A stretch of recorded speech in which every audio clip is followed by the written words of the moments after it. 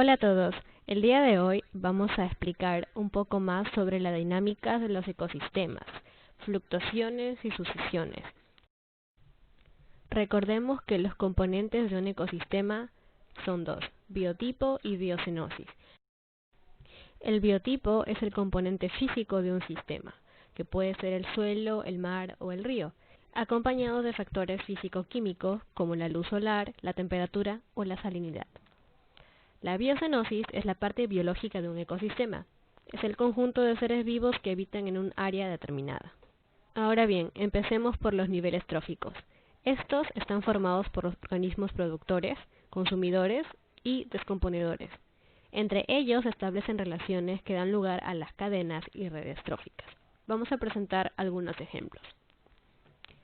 La lechuga, que crece en el suelo, es comida por el pato y por el hombre, haciendo su rico arroz con pato. Luego el hombre muere y los descomponedores lo transforman en sustrato que vuelve a la tierra. Otro ejemplo, el zooplancton marino sirve de alimento para las ballenas. Estas son depredadas por el hombre y cuando el hombre muere, los descomponedores entran en acción.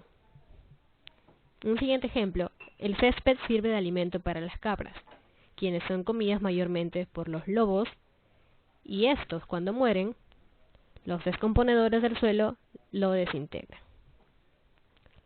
Las algas del mar son un rico aperitivo de los camarones, quienes son cazados por los humanos, haciendo una rica sopa de camarones. Luego el humano muere, vuelve a la tierra y las bacterias en el suelo cumplen su función. Otro ejemplo, en que las hojas de los árboles son comidas por las jirafas, quienes son cazadas por los jaguares, y estos cuando mueren, los descomponedores los vuelven en alimento para el suelo. Un último ejemplo, el néctar de las flores son disfrutadas por las abejas, quienes son comidas por las arañas y luego, posteriormente, por los murciélagos. Cuando estos mueren, vuelven a la tierra y las bacterias se ocupan de distribuir los nutrientes en el suelo. Bien, ahora hablemos de las sucesiones. Una sucesión natural es el proceso evolutivo por el que unas especies ocupan paulatinamente el lugar de otras, pero adaptadas al entorno. Este proceso puede comprender dos etapas, la primaria y la secundaria. La primaria es cuando un hábitat nuevo está en formación, siendo colonizado por las primeras formas de vida capaces de hacerlo.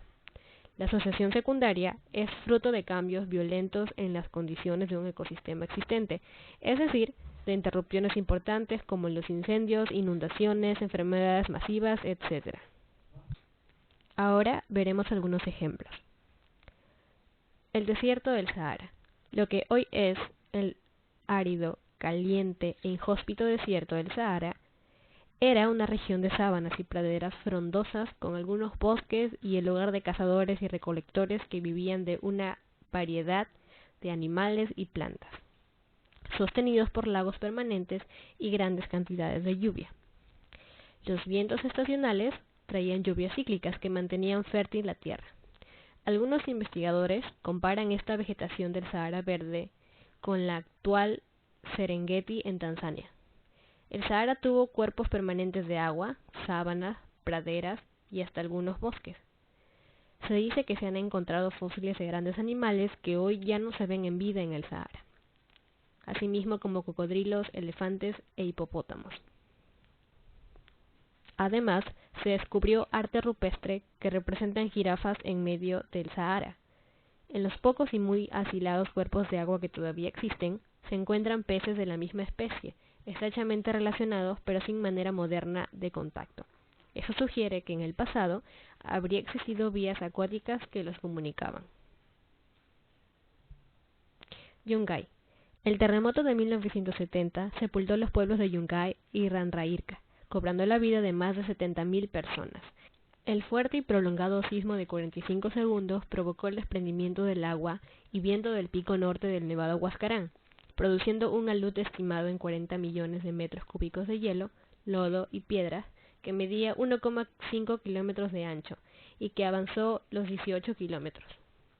Solo quedaron la entrada de la iglesia de Yungay, la copa de las 4 palmeras de la plaza de armas y el Cristo Blanco.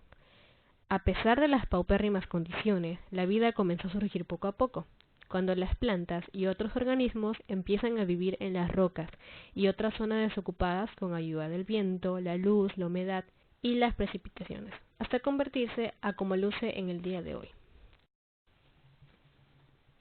Conache. La laguna de Conache era estacional. Se formaba periódicamente durante la época de lluvias en la zona y meses después se secaba. Sin embargo, después de concluir la segunda etapa del proyecto especial de Chavimochic, con el continuo riego por inundaciones de los sembríos de las pampas de San Juan, el nivel freático aumentó poco a poco por las filtraciones, y la laguna llegó a tener un agua permanente, y sigue creciendo su volumen, siendo las primeras en poblar totoras y juncos junto con ciertas aves, chiscos, para que después aparezcan fuertes y robustos algarrobos que la circuncidan. Las dunas. Al igual que el paisaje de las zonas marítimas, el paisaje de dunas también está en constante cambio. Por lo tanto, puede ser clasificado como dinámico. Las dunas en el litoral holandés originan del periodo Holoceno. Como es en el caso de las regiones marítimas, el viento, el agua y las plantas salinas tienen un papel importante en la formación del paisaje. Las dunas en los Países Bajos están en la parte superior de las orillas. Consisten de arena del fondo del mar o de los ríos. La cuestión es, ¿cómo llegó la arena del fondo hasta la parte superior de las dunas? Esto se debe sobre todo a las mareas y al oleaje del mar. Mientras más cerca estemos del mar, más dinámico es el paisaje de la zona costera.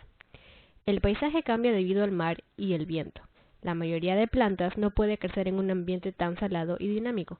Por eso, la variedad de plantas cerca de la costa es escasa. Las plantas que aguantan este ambiente son la avena nuda y el cardo marítimo. Estas dos plantas solo pueden ser encontradas en las dunas. Los pantanos de Villa. Su formación u origen se debe al afloramiento de aguas subterráneas provenientes de lluvias y deshielos en la cuenca del río Rímac, que forman lagunas, charcos y terrenos fangosos. Pero además, como se trata de una zona cercana al mar, existe agua salada que se filtra también. Es decir, el agua de los pantanos es en parte dulce y salada, y ello se debe a la riqueza de su flora y su fauna. Las algas e invertebrados constituyen la base de la cadena trófica y los pioneros de dicho pantano, seguido de plantas acuáticas como el junco y la totora. Los peces como la tilapia y la lisa, seguido de insectos como mariquitas y arañas. Más adelante fueron llegando los patos, las pollas, los zambullidores, las garzas. En esta zona también se observa aves migratorias como el chorlo semipalmado, el águila pescadora, el halcón peregrino, la gaviota de Franklin y diversas especies de playeritos que provienen desde el Ártico. Finalmente, todos recordamos que el último año la Amazonía ha estado siendo amenazada por incendios forestales. Hemos leído sobre las afectaciones que vendrán a futuro para la Amazonía, sin embargo, ¿cuánto tardará en recuperarse el pulmón del mundo? Una vez que el incendio se vea sofocado, no serán un par de años, lastimosamente. Hay varios factores que pueden afectar la recuperación del Amazonas, una vez que el incendio sea controlado. Una de ellas es lo mucho que esté quemada la tierra, pues las hectáreas podrían presentar daños permanentes. La recuperación también depende de si los animales se quedan en la tierra. Si está al lado de un bosque intacto, los pájaros y animales van a irse naturalmente al área dañada y ayudarán a la regeneración. De lo contrario, va a ser mucho más difícil porque se tendrá que introducir las semillas y las especies. El cambio climático también es importante, pues eso es más complicado de controlar y prever, ya que si la temperatura llega a ser muy alta, el Amazonas no podrá producir suficiente lluvia para mantener su selva tropical. Entonces, si hace demasiado calor, podría convertirse en sabana. Es difícil hacer una estimación de tiempo que tardará la selva dañada en recuperarse. Si está claro que no serán 10 años, pueden ser cientos. Ahora hablaremos sobre las fluctuaciones. Todas las poblaciones de especies del planeta están en constantes cambios debido a que los individuos que la integran aumentan o disminuyen por los nacimientos o muertes de los mismos. Esto se debe a las tasas de natalidad, mortalidad o migración. Las fluctuaciones no son nada más que variaciones del número de individuos de una población como respuesta a cambios en el medio físico, relaciones con otros competidores, depredadores o parásitos, o incluso desastres naturales. Las hormigas. El tiempo de reproducción de las hormigas se produce durante todo el año en zonas tropicales del mundo, pero en las zonas templadas y frías solo se reproducen en las épocas más cálidas. Cuando hace frío, la colonia entra en inactividad o hibernación. La reina es capaz de poner huevos fértiles no fecundados durante toda su vida, que darán lugar a las obreras y soldados. Una hormiga reina puede poner entre 1 y varios miles de huevos en pocos días. Esto quiere decir que crece exponencialmente y en forma de J.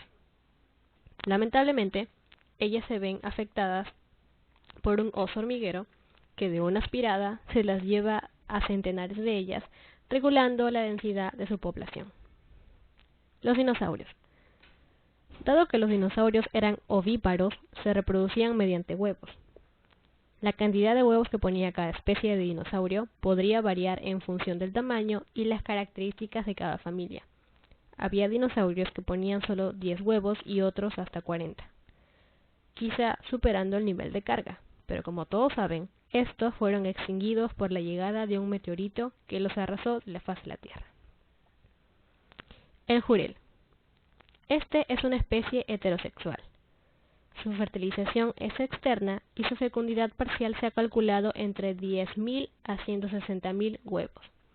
El periodo de desove del jurel ocurre desde fines del invierno hasta la primavera, con mayor intensidad entre los meses de octubre y noviembre, pero todos ellos se ven nivelados por las otras especies marinas.